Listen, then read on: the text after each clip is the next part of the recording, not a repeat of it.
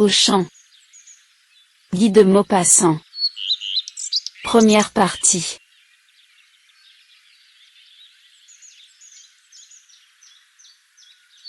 Les deux chaumières étaient côte à côte, au pied d'une colline, proche d'une petite ville de Bains. Les deux paysans besognaient dur, sur la terre inféconde, pour élever tous leurs petits. Chaque ménage en avait 4. Devant les deux portes voisines, toute la marmaille grouillait, du matin au soir. Les deux aînés avaient 6 ans. Et les deux cadets, 15 mois environ. Les mariages, et ensuite, les naissances, s'étaient produites à peu près simultanément, dans l'une et l'autre maison.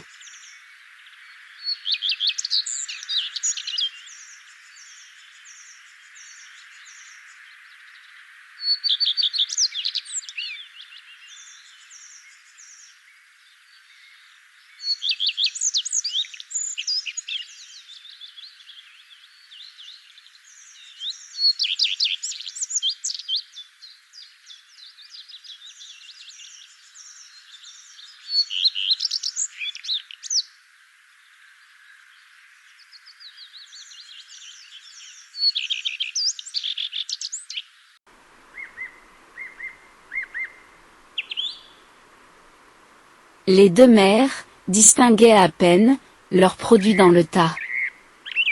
Et les deux pères confondaient tout à fait. Les 8 noms dansaient dans leur tête, se mêlaient sans cesse. Et quand il fallait en appeler un, les hommes souvent en criaient 3, avant d'arriver au véritable. La première des deux demeures, en venant de la station d'eau de Rolleport, était occupée par les Tuvache, qui avaient 3 filles, et un garçon. L'autre masure abritait les Valin, qui avaient une fille, et 3 garçons.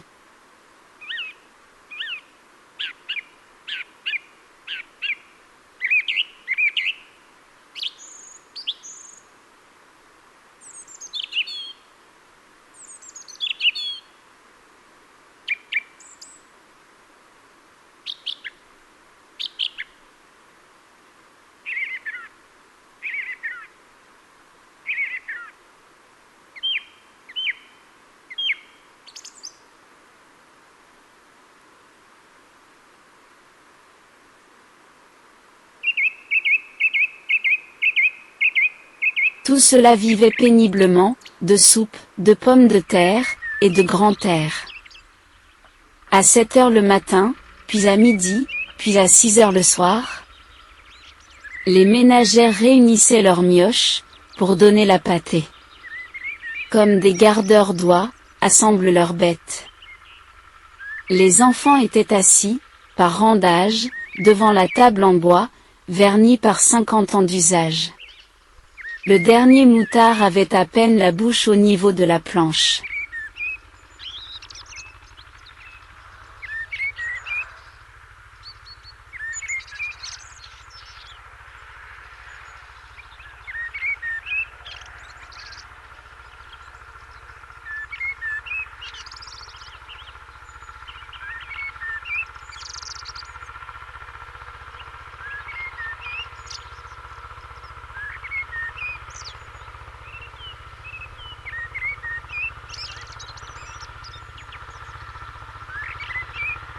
On posait devant eux, l'assiette creuse, pleine de pain molli dans l'eau, où avaient cuit les pommes de terre.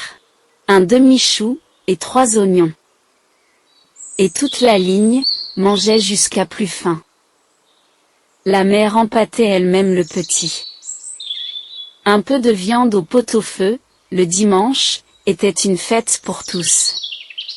Et le père, ce jour-là, s'attardait au repas, en répétant: je m'y ferai bien tous les jours.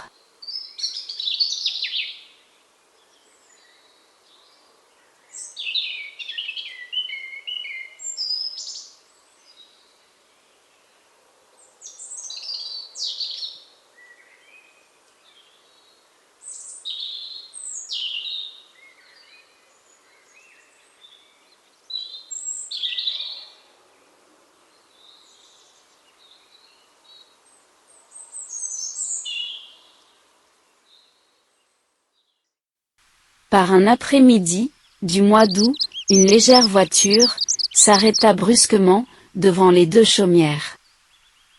Et une jeune femme, qui conduisait elle-même, dit au monsieur assis à côté d'elle.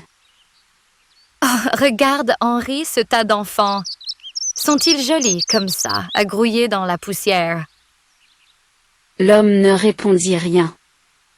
Accoutumé à ces admirations, qui étaient une douleur, et presque un reproche pour lui.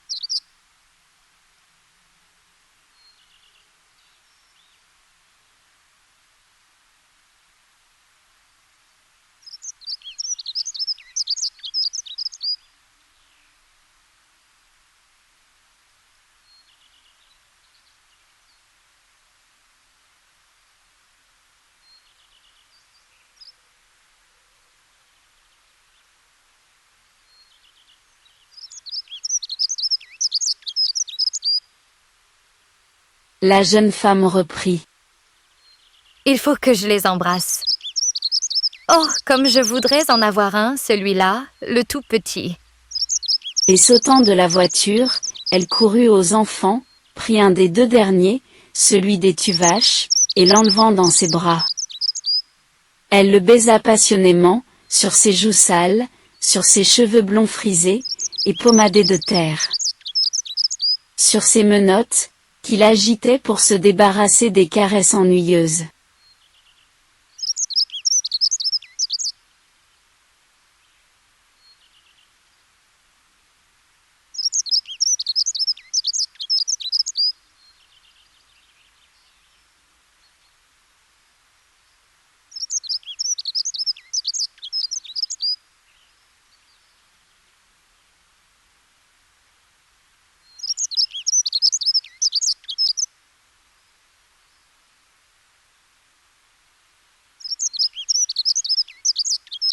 Puis, elle remonta dans sa voiture, et partit au grand trot.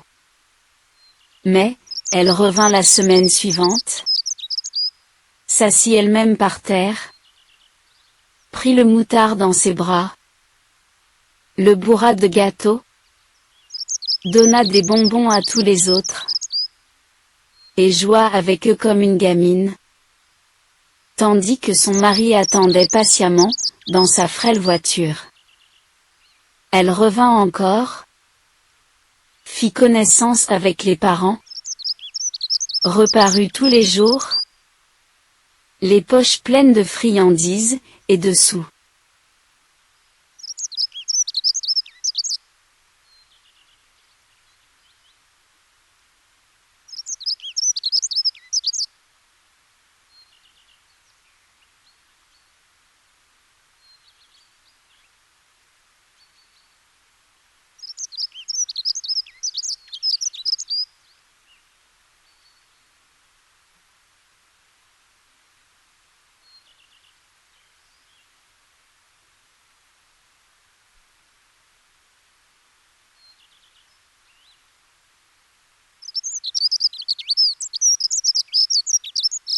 Elle s'appelait Madame Henri Dubière.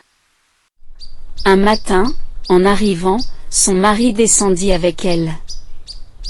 Et sans s'arrêter aux mioches, qui la connaissaient bien maintenant, elle pénétra dans la demeure des paysans. Ils étaient là, en train de fendre du bois pour la soupe. Ils se redressèrent, tout surpris, donnèrent des chaises, et attendirent.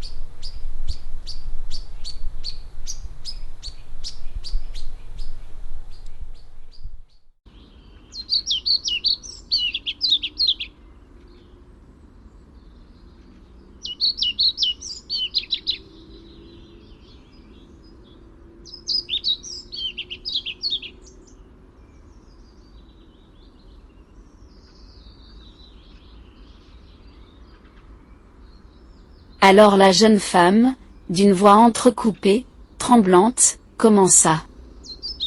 Mes braves gens, je viens vous trouver, parce que je voudrais bien emmener avec moi votre petit garçon.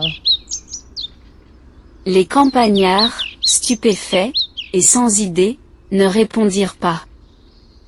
Elle reprit haleine, et continua. Nous n'avons pas d'enfant. Nous sommes seuls, mon mari et moi. Nous le garderions. Voulez-vous?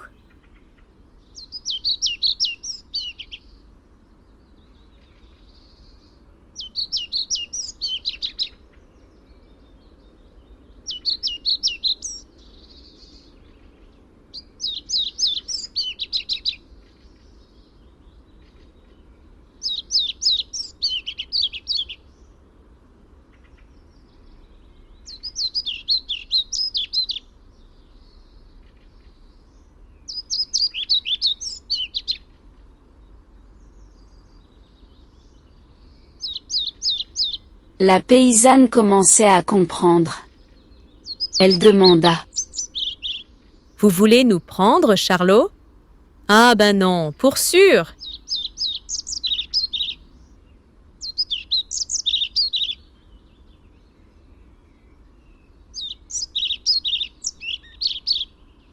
Alors Monsieur Dubière intervint. Ma femme s'est mal expliquée. Nous voulons l'adopter, mais il reviendra vous voir. S'il tourne bien, comme tout porte à le croire, il sera notre héritier.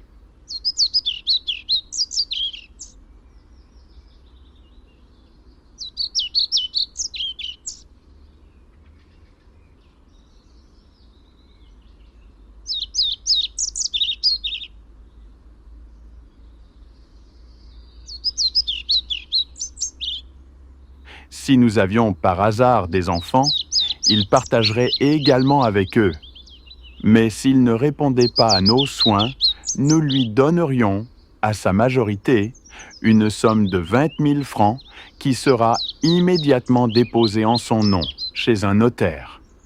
Et comme on a aussi pensé à vous, on vous servira jusqu'à votre mort une rente de 100 francs par mois. Avez-vous bien compris ?